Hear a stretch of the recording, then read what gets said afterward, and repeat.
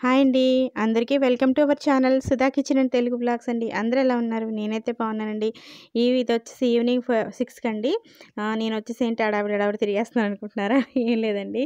కార్తీక మాసం కదండీ! నేను తులసమ్మ దగ్గర దీపం పెడదామని ఈవినింగ్ కొంచెం రెడీ అయ్యాను. సో, అది ఎలా పెడుతున్నాను ఏంటి అనేది మీకు షేర్ చేస్తున్నాననమాట.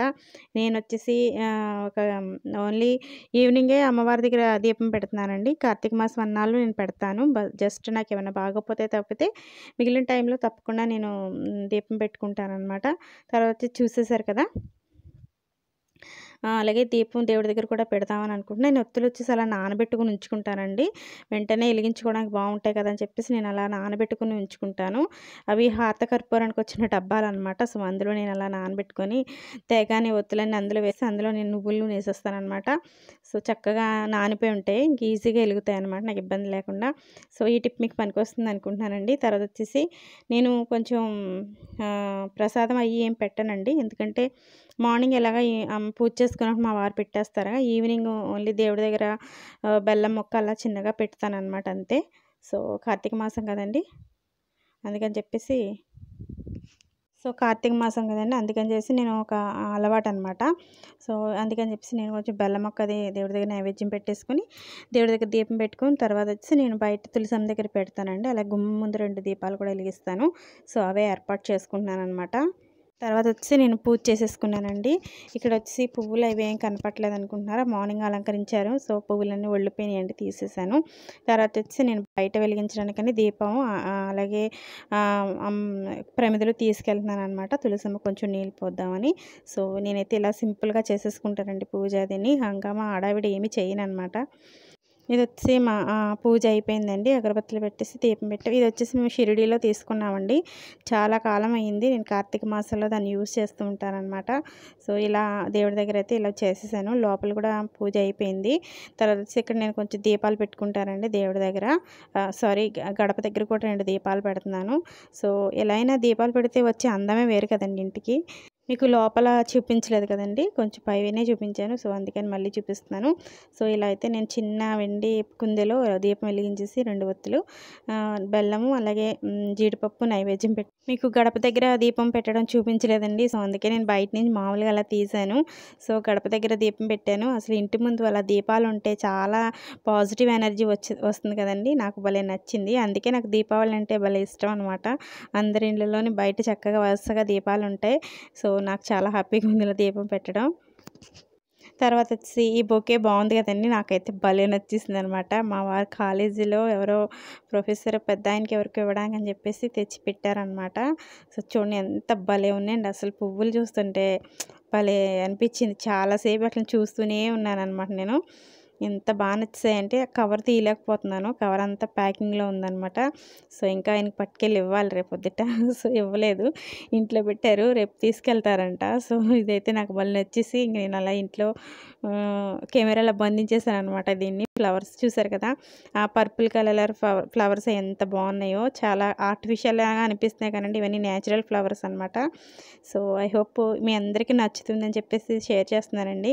నాకైతే ఎక్సలెంట్‌గా నచ్చేసింది. సో, ఫ్లవర్స్ కూడా చాలా బాగున్నాయి. చాలా బ్యూటిఫుల్‌గా ఉన్నాయి. ఆర్టిఫిషియల్ ఫ్లవర్స్‌లా ఉన్నాయి కదా! ఫ్లాష్ చేస్తుంటే ఇలా కలర్ మారిపోతుందండి. సో, అందుకే ఫ్లాష్ తీసేసి చూపిస్తున్నాను. తర్వాత వచ్చేసి మా టేబుల్ వచ్చేసి చాలా క్లమ్జీగా ఉందండి. ఏమీ అనుకోవద్దు. సో, మేమైతే గోంగూర ఒలుస్తున్నాం అనమాట. సో, మధ్యలో ఒకసారి గుర్తుకొచ్చేసింది. గబగబా వచ్చేసి ఇదొకసారి తీసేసాను. తీసేసి మీ అందరికీ చూపిద్దామని చెప్పేసి ఎంత బాగుందో కదండీ! సో, తర్వాత వచ్చేసి మేము గోంగూర తీస్తున్నామండి. గోంగూర బాగా ఉడిపోయింది. తీసుకురావడమే మధ్యాహ్నం తీసుకొచ్చారు ఈయన. సో, మెల్లిగా ఒలుస్తున్నాము. సో, ఇది నేను కూర చేద్దాం అనుకుంటున్నాను. సో, మీకు షేర్ చేస్తాను. తర్వాత వచ్చేసి బట్టలండి. ఉతికిన బట్టలనమాట ఇవన్నీ. నేను ఇప్పుడు మడత పెట్టుకోవాలి. సో, ఒక్కొక్క పని అవుతుంది. నెయిల్స్ పెంచుకోవడం ఎంతమందికి ఇష్టమండి? నాకు కూడా ఇష్టమే.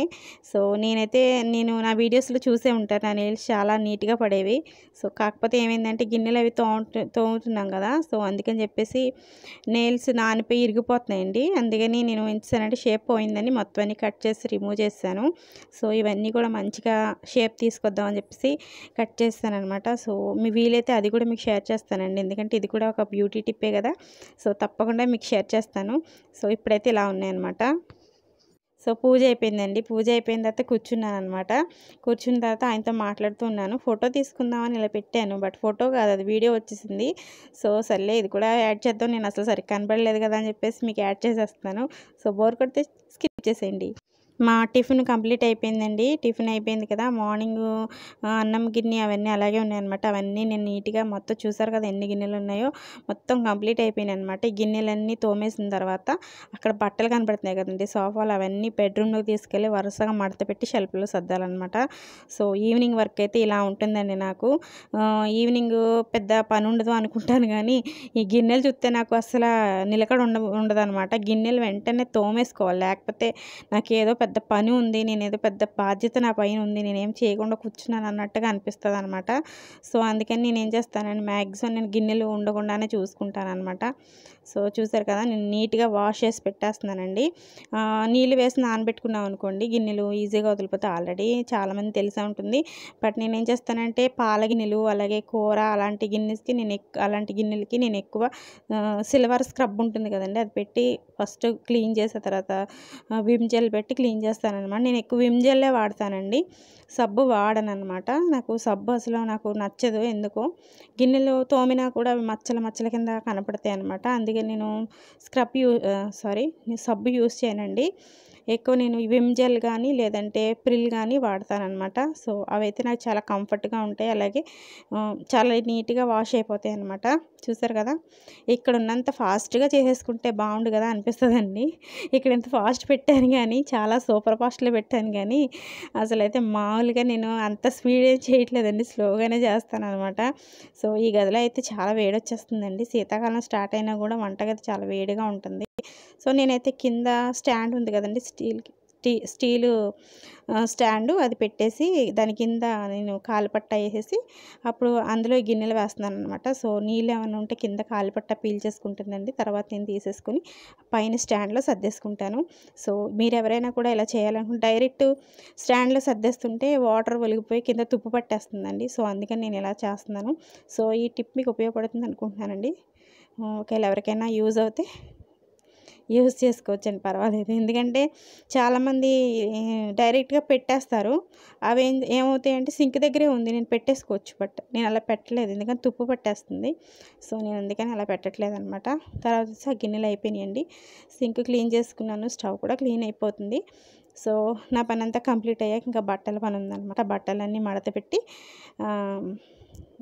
పెట్టేస్తే ఇంక నాకు ఈవినింగ్ పని అయిపోయినట్టే.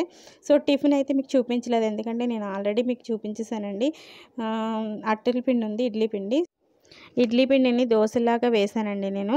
అంటే ఎలా అంటే ఉల్లిపాయలు పచ్చిమిరపకాయలు కోసేసి ఇడ్లీ పిండి కొంచెం తీసుకుని అందులో కొంచెం మైదా వేసుకుని కొంచెం పెరుగు కానీ లేదా వాటర్ కానీ వేసి దోసల పిండిలా కలుపుకోవాలండి. కలుపుకున్న తర్వాత దాన్ని దోస కింద వేసుకోవచ్చు అనమాట. చాలా టేస్టీగా ఉంటుందండి. నేనైతే మీకు అందరికీ తెలుసు కదా షేర్ చేయలేదు, బట్ ఈసారి అయితే తప్పకుండా ఒకవేళ మీకు కావాలనుకుంటే కామెంట్ సెక్షన్లో చెప్పండి, తప్పకుండా షేర్ చేస్తాను. తర్వాత వచ్చేసి అన్ని పనులు కంప్లీట్ అయిపోయినాయండి. మీకు ఇక్కడ ఒక చిన్న టిప్ చెప్దాం అనుకుంటున్నాను. అదేంటి అంటే ఎప్పుడైనా గిన్నెలు తోమిన తర్వాత మనం హ్యాండ్ వాష్ చేసుకుని ఎలా వెళ్ళిపోకూడదండి. అక్కడ హ్యాండ్ వాష్ ఉంటుంది కదా, హ్యాండ్ వాష్ ఉంటుందండి మనకి. సబ్బు అయినా పర్వాలేదు, జెల్ అయినా పర్వాలేదు, హ్యాండ్ వాష్ పెట్టి కంపల్సరీ హ్యాండ్స్ వాష్ చేసుకోవాలండి.